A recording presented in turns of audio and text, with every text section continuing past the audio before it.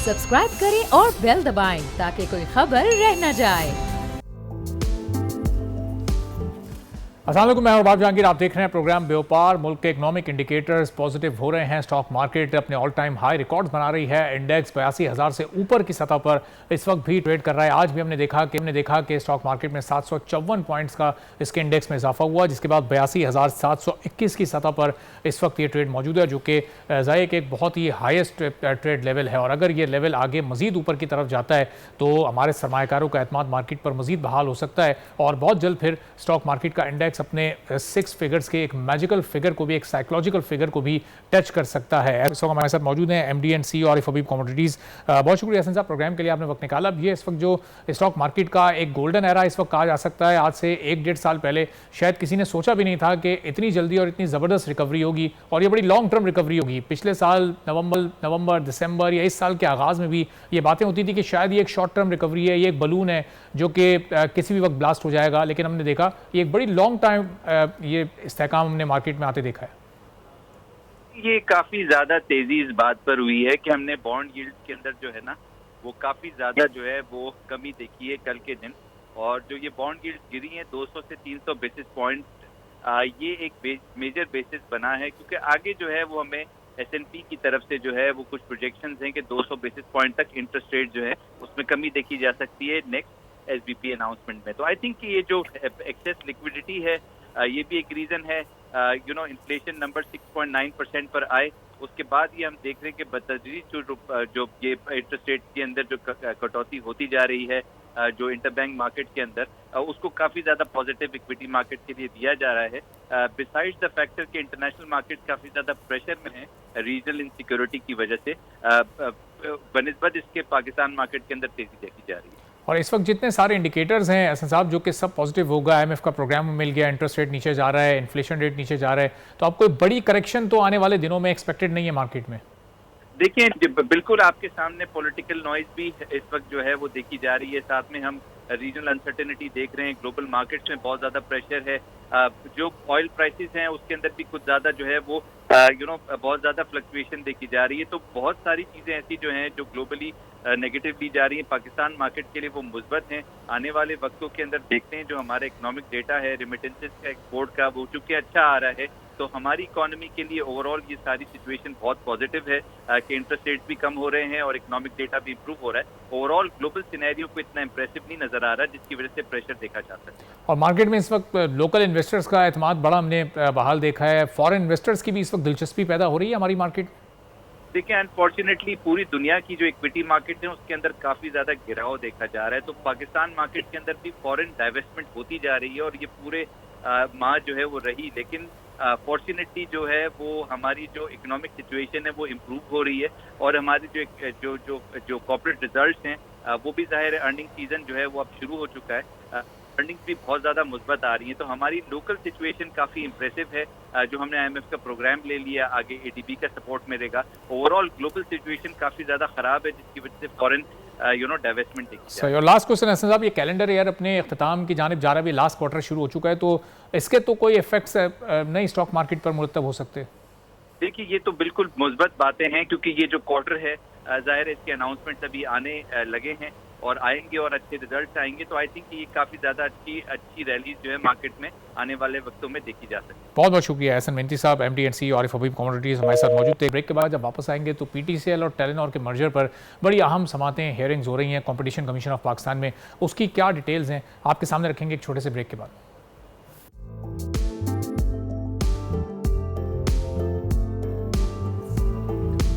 एक बार फिर आपको प्रोग्राम में खुशामदीद कहेंगे। और PTCL ने मुल्क की एक बड़ी मोबाइल नेटवर्क कंपनी टेलीनॉर को ख़रीदने का फैसला तो कर लिया है, लेकिन एक आलमी कंपनी का पाकिस्तान से जाना भी इस वक्त कोई अच्छी बात नहीं है, चूँकि टेलीनॉर की $3 अरब से ज़ायद की इन्वेस्टमेंट पाकिस्तान में मौजूद थी जो कि अब वापस जा रही है। और सबसे बड़ा जो इशू इस मामले को लेकर है, जो कि माजी में भी हम आपको कई बार इस खबर से आगाह कर चुके हैं कि PTCL अब चूँकि उसके 62% शेयर इस वक्त हुकूमत के पास हैं और 26% का इत्तसालात शेयर होल्डर है, लेकिन पूरा का पूरा होल्ड इत्तसालात के पास है और उसकी कितनी इसमें इन्वेस्टमेंट है वो चीज़ें खुलकर सामने नहीं आ रही थी। कॉम्पिटिशन कमीशन ऑफ पाकिस्तान में इसकी समातें एक बार फिर जारी हैं और अब ये रिव्यू का क्या फैसला आता है, ज़रा इस पर एक छोटी सी रिपोर्ट भी आप देखिएगा, फिर मेहमानों को आपसे तारुफ करवाते हैं, गुफ्तगू शुरू करेंगे। पीटीसीएल की जानिब से टेलीनॉर की खरीदार का मामला ताहाल मुकम्मल ना हो सका। कुछ अर्सा पहले टेलीनॉर ने 100% शेयर पीटीसीएल को बेचने का फैसला किया। मुल्क से टेलीनॉर जैसी बड़ी कंपनी का इनखला नेक शगुन बिल्कुल भी नहीं। इस मामले पर हमने अपने प्रोग्राम में बारहा मुख्तलिफ शख्सियात से बात की। जैज़ के head of policy Mudassir Hussain ने गुफ्तगू करते हुए कहा, पीटीसीएल और टेलीनॉर के मर्ज होने से दूसरी कंपनियों को धचका लग सकता है। जो कंपटीशन है वो बहुत कॉन्सेंट्रेट तो नहीं हो जाएगा, काफी उसके टेक्निकल फार्मूलाज हैं जो यूज होते हैं वो करते हैं। तो उसी ज़मन में जाहिर है कि एक सेक्टर का प्लेयर है, इन दोनों के जुड़ने से उनको भी असर होगा। बिलाखिर पीटीसीएल कर्जे लेकर टेलीनॉर क्यों खरीद रहा है? आखिर ऐसी क्या नौबत आई कि कर्जों के जरिए कंपनी दूसरी कंपनी को खरीदने में लगी है? इस पर गुफ्तगू करते हुए नून लीग के रहनुमा मिर्जा इश्तियाक बेग ने कहा, दूसरे मुल्कों की कोशिश होती है कि कंपनियां अपने मुल्क में आएं, लेकिन हमारे मुल्क से कंपनियां बाहर जा रही हैं, जो तशवीशनाक है। ये मुझे मालूम है कि टेलीनॉर जो है अरबों के अंदर वो प्रॉफिट्स जो हैं उनके आ रहे हैं, और अगर वो कोई कर्जा लेते हैं तो उसके अंदर वो पे कर। टेलीनॉर कंपनी मुल्क से तो जा रही है, लेकिन इसके लिए किसी गैर मुल्की कंपनी ने इंटरेस्ट जाहिर नहीं किया। अपने ही मुल्क में मौजूद कंपनी पीटीसीएल इस खरीदारी में दिलचस्पी क्यों जाहिर की? टेलीकॉम एक्सपर्ट परवेज इफ्तिखार ने इस मामले पर गुफ्तगू करते हुए कहा, टेलीनॉर किसी तौर पाकिस्तान छोड़ जाना चाह रहा है, इसलिए पीटीसीएल को शेयर बेच दिए। अब सवाल ये पैदा हो रहा है कि टेलीकॉम सेक्टर आखिर एक छतरी तले जमा होने की कोशिश क्यों कर रहा है, और पीटीसीएल को इतनी दिलचस्पी क्यों है? इस पर टेलीकॉम सेक्टर के जनरल सेक्रेटरी असलम हयात का कहना था, हमारे यहाँ पहले ही सिर्फ 4 कंपनियां बची थीं। अब टेलीनॉर के जाने से टेलीकॉम सेक्टर 4 से 3 हो जाएंगे, जो कि अफसोसनाक है। टेलीनॉर की खरीदारी का मामला अदालत में है। कंपटीशन कमीशन पीटीसीएल और टेलीनॉर के मर्जर की दरखास्त पर समाअत कर रही है। कंपटीशन कमीशन इस अहम इंजमामी दरखास्त के दूसरे मरहले का जायजा कंपटीशन एक्ट 2010 के तहत ले रहा है। इस जायजे के दौरान तमाम स्टेक होल्डर्स को अपनी राय देने का मौका फराहम किया जा रहा है। इस मामले पर अब तक 2 समाअतें हो चुकी हैं। दौरान समाअत सीसीपी बेंच ने पीटीसीएल, वतीन टेलीकॉम और पाकिस्तान टेली कम्युनिकेशन अथॉरिटी के नुमाइंदों से अहम सवालात किए और इस अहम इंजमाम के मुमकिन असरात के बारे में वजाहत तलब की। सीसीपी ने पीटीसीएल और टेलीनॉर से मजीद डाटा और मालूमात भी तलब की।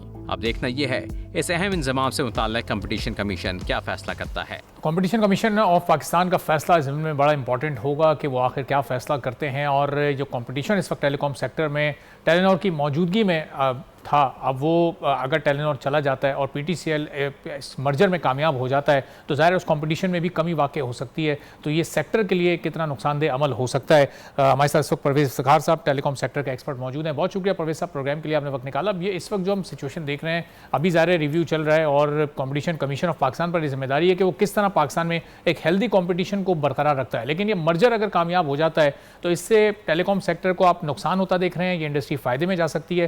कंपटीशन में तो बहरहाल कमी आएगी जब 4 से 3 प्लेयर्स रह जाएंगे। जी, कंपटीशन में कुछ कमी आएगी, इसमें कोई शक नहीं, लेकिन उससे ज़्यादा बड़ा जो इस वक्त रिस्क है जिसको गालिबन कंपटीशन कमीशन देख रहा होगा और दूसरे प्लेयर्स का भी एक कंसर्न है, वो ये है कि पीटीसीएल बज़ाते खुद एक बहुत बड़ा प्लेयर है। लैंडलाइन में इनफैक्ट वो सबसे बड़ा, वो तो शायद वाहिद प्लेयर है, बहुत बाकी तो बहुत छोटे छोटे हैं। साथ उसके पास फ़ोन भी उसके साथ है ऑलरेडी, मोबाइल। सो इतनी बड़ी मोबाइल कंपनी लेने के बाद उसका साइज़ बहुत बड़ा हो जाएगा। ऑल्दो वो भी 40% तक मार्केट शेयर तक तो नहीं पहुंचेगा मोबाइल में, उसकी मसल पावर बहुत ज़्यादा हो जाएगी, बिकॉज उसके पास लैंडलाइन है, उसके पास लॉन्ग डिस्टेंस है, उसके पास इंटरनेशनल केबल्स हैं, अंडर सी केबल्स, गेटवे हैं। तो ये सब चीज़ें मिला के पीटीसीएल एक बहुत फॉर्मिडेबल एक कंपनी बन जाएगी और एक एंटिटी बन जाएगी। तो दूसरे प्लेयर्स का ज़ाहिर है कंसर्न होगा इस सिलसिले में। अब ये बात तो नहीं हो सकती कि हम इस मर्जर को हम या हमारी हुकूमत या कोई भी रेगुलेटर लाइक सीसीपी उसको कहे कि जी ये मर्जर ही ना करें। ये तो नहीं होना चाहिए। ये मार्केट का जो डायनामिक्स हैं उसमें इंटरफेयर नहीं करना चाहिए।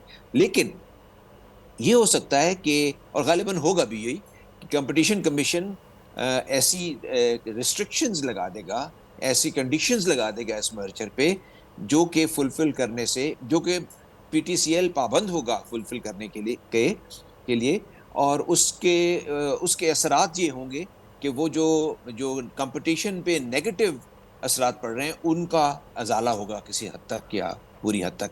तो ये चैलेंज इस वक्त ये है सीसीपी के सामने या बाकी रेगुलेटर्स के सामने भी, पीटीए के सामने भी फॉर एग्जांपल, कि यही है कि मर्जर जो है वो तो होने दिया जाए, जाहिर है, लेकिन उसको ऐसा मर्जर बनाया जाए जिसका कि मार्केट कंपटीशन पे कोई नेगेटिव, बहुत बड़ा नेगेटिव इम्पैक्ट ना हो।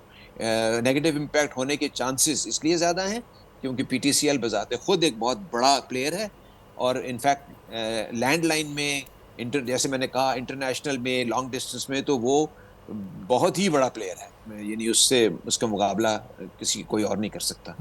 तो ये कंसर्न है दूसरों का, और उम्मीद है कि इस पे सीसीपी। तो परवेज साहब, सीसीपी को जाहिर है कि अपना जो एक किरदार है वो बड़ा मौसर तरीके से इस वक्त अदा करने की ज़रूरत है, चूँकि जो बाकी प्लेयर्स हैं उनके कंसर्न्स हैं तो बिल्कुल जायज़।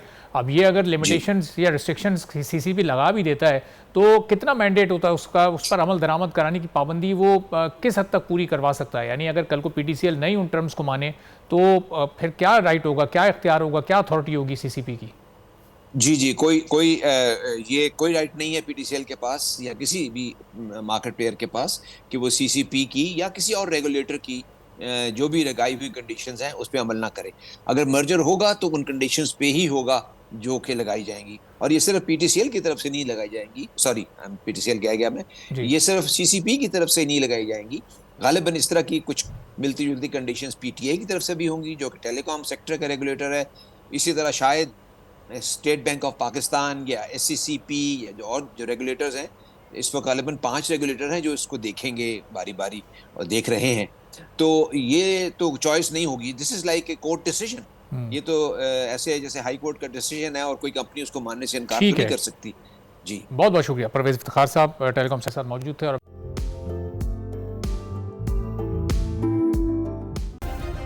सब्सक्राइब करें और बेल दबाएं ताकि कोई खबर रह न जाए।